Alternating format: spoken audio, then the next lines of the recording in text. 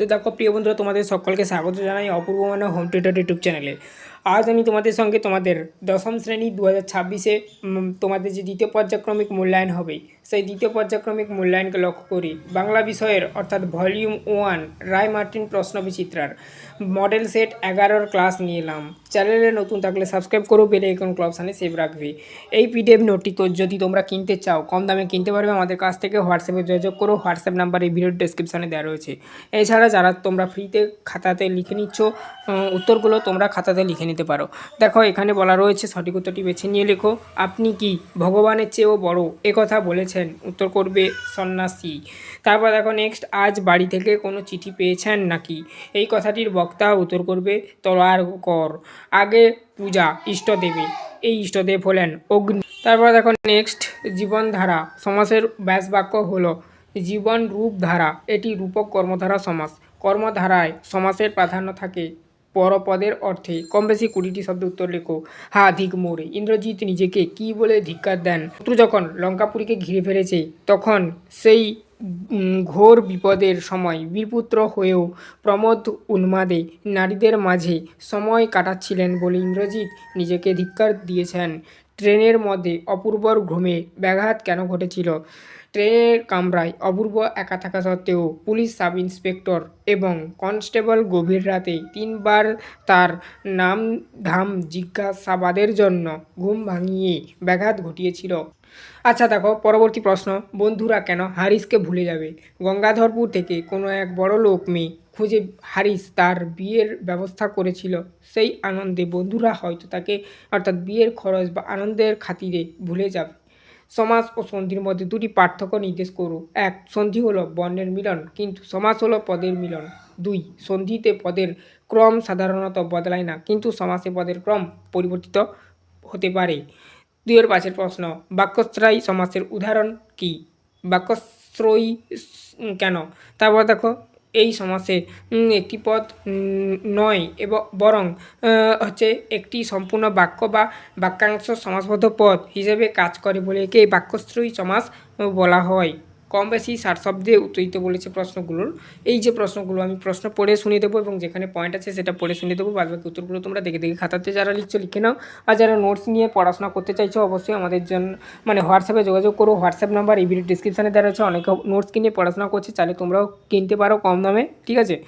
খুব উঁচু ধরে সন্ন্যাসীর পরিচয় দাও। দেখো এখানে পরিচয়টা দেওয়া রয়েছে, আবাসস্থল, খাদ্যাভ্যাস, বয়স, স্বভাব। সন্ন্যাসীর এগুলো দেওয়া রয়েছে আর কি পয়েন্ট আকারে, এবং ব্যাখ্যা। জগদীশবাবুর চাতুর্য।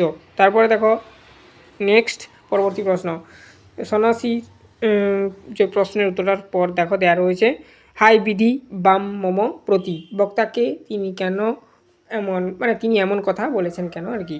তো দেখে নাও উত্তরটা।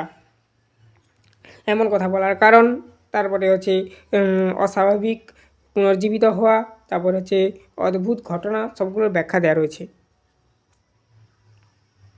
তোমরা ভিডিওটা স্টপ করে করে লিখবে। তারপর দেখো 4 দাগে কম বেশি 150 শব্দে উত্তর দাও। 4-1 প্রশ্ন, প্রহ্লাদ কবিতায় বিদ্রোহী কবি কাজী নজরুল ইসলাম আগমনের যে বর্ণনা দিয়েছে তা নিজের ভাষায় বর্ণনা করো।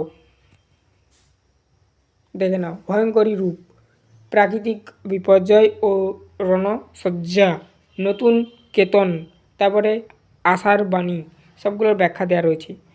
তারপর দেখো সংক্ষেপে নজরুলের বর্ণনায় প্রলয়ের আগমন কেবল বিনাশ নয়, বরং সৃষ্টির এক অপরিহার্য ও বৈপ্লবিক প্রক্রিয়া, ঠিক আছে। তো এটা তো সংক্ষেপে এটুকু লিখবে আর কি। তো দেখো এখানে পরবর্তী 4-2 প্রশ্ন। দেখো এখানে বলা রয়েছে, বাবুটির স্বাস্থ্য গেছে কিন্তু শখ 16 আনাই বজায় আছে। বাবুটির স্বাস্থ্য ও সাজের পরিচয় দাও। দেখে নাও, স্বাস্থ্যের পরিচয় দেওয়া রয়েছে,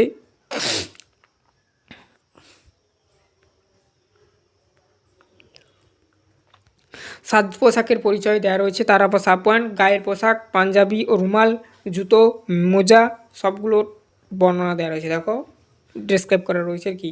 হাতের ঘড়ি সবশেষে লিখবে এটা। তারপর দেখো নেক্সট, কম বেশি 125 শব্দে উত্তর দাও।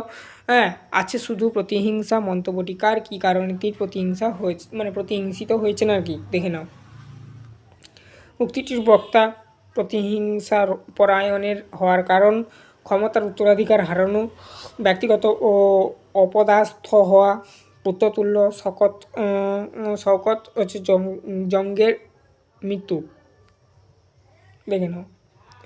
তারপরে দেখো নেক্সট পরবর্তীতে 5-2 প্রশ্ন, সিরাজউদ্দৌলা নাট্যাংশ অবলম্বনে নবাবের চরিত্র বৈশিষ্ট্য আলোচনা করো। ভেরি ভেরি ইম্পর্টেন্ট প্রশ্ন, দেখে নাও। দেখো এখানে বলা রয়েছে গভীর দেশপ্রেম, তার ব্যাখ্যা দেওয়া রয়েছে। অসাম্প্রদায়িক মনোভাব, তার ব্যাখ্যা দেওয়া রয়েছে। সহনশীলতা ও ক্ষমতাশীলতা, তার ব্যাখ্যা দেওয়া রয়েছে। আত্মমর্যাদাবোধ ও সাহসিকতা, তার ব্যাখ্যা দেওয়া রয়েছে। ভাগ্য বিমুখ ও ট্র্যাজিক বীর, ব্যাখ্যা দেওয়া রয়েছে তারপরে দেখো নেক্সট পরবর্তীতে উপসংহার। তারপর দেখো কম বেশি 150 শব্দের উত্তর দাও। বলা রয়েছে তোর আসল লজ্জা জলে, আসল গর্ব ও জলে। বক্তা কখন এ কথা বলেছেন উক্তিটির বিশ্লেষণ করো। মতি নদী গণি উপন্যাস থেকে গৃহীত। এই অংশটির উত্তর নিচে দেওয়া হয়েছে তোমাদের জন্য। এটা মতি নদীর গণি উপন্যাস থেকে নেওয়া আর কি প্রশ্নটা, এই জন্য আমি লিখে দিয়েছি। দেখে নাও বক্তা ও প্রসঙ্গ, উক্তিটির বিশ্লেষণ। তারপর দেখো লজ্জা বলতে কী বুঝিয়েছেন তার ব্যাখ্যা দেওয়া রয়েছে। গর্ব বলতে কী বুঝিয়েছেন তার ব্যাখ্যা দেওয়া রয়েছে। সবশেষে উপসংহার দেবে।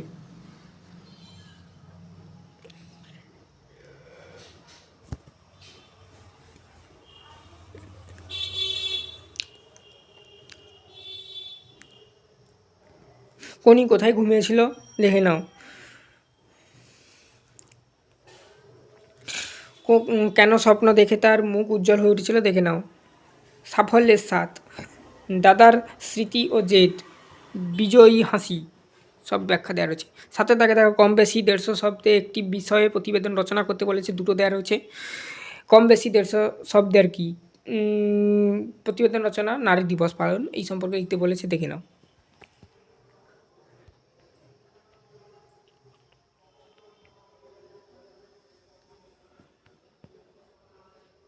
সাথে দুয়ে কম বেশি 150 শব্দে একটি বিষয় প্রতিবেদন রচনা লিখতে বলেছে, প্লাস্টিক বর্জন আমাদেরই বাঁচাবে, দেখে নাও। মানে প্লাস্টিক বর্জনের উপর লিখতে বলেছে।